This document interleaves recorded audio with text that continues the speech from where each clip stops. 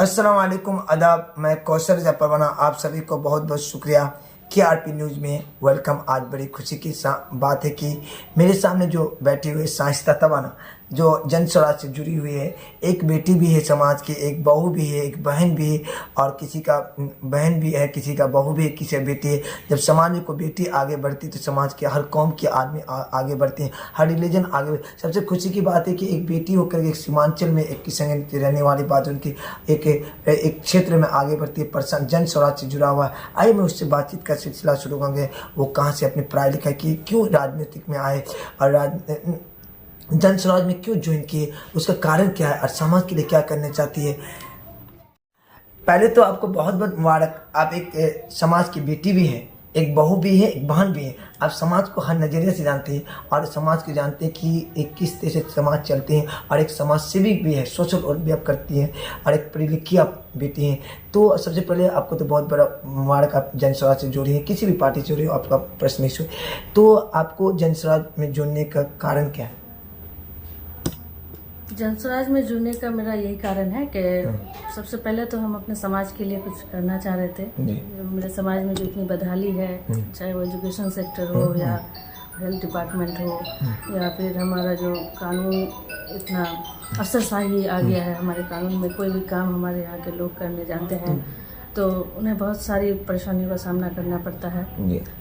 और तो आपने प्रशांत किशोर के जन स्वराज से जुड़ी है ना, आपको क्या अनुभव हुआ प्रशांत किशोर से बात करके, प्रशांत मिल करके, और इससे आप क्या कहना चाहते हैं? प्रशांत किशोर जी से बात करके मुझे यही अनुभव हुआ कि जो उनकी विचारधाराएं हैं और मेरी विचारधाराएं सब कनेक्ट करती हैं कहीं ना कहीं, तो इसलिए मैं उनसे काफ़ी प्रभावित हुई और वो गांधी जी की विचारधाराओं को लेकर आगे बढ़ रहे हैं, तो इससे भी मैं कनेक्ट हुई, तो इसलिए मैं उनके साथ जुड़ी। आपको क्या लगता है कि जन स्वराज 243 सीट में इलेक्शन भी लड़ेंगे, तो आपको क्या उम्मीद है कि जन स्वराज की सरकार बनेंगी, और आपको क्या उम्मीद लगती है कि किशनगंज से कितना सीट मिलेंगे?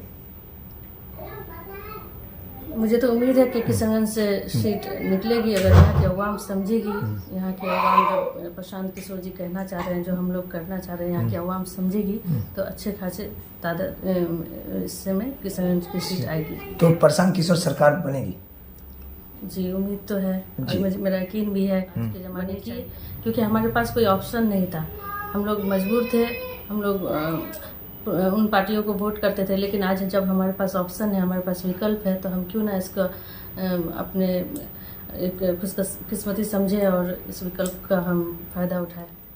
अब जिस इलाके में रहते हैं, बादुगन क्षेत्र में, आप जानते हैं कि यहाँ पर तालीम एजुकेशन कितना कमी है। आप इसके लिए क्या करने चाहते हैं, आप क्या सोचते हैं यहाँ के बच्चे के लिए, यहाँ के बेटों के लिए, यहाँ के भाई को लिए जो पढ़ाई के लिए दूर दराज जाते हैं, वो उसके लिए आपका क्या विचार है?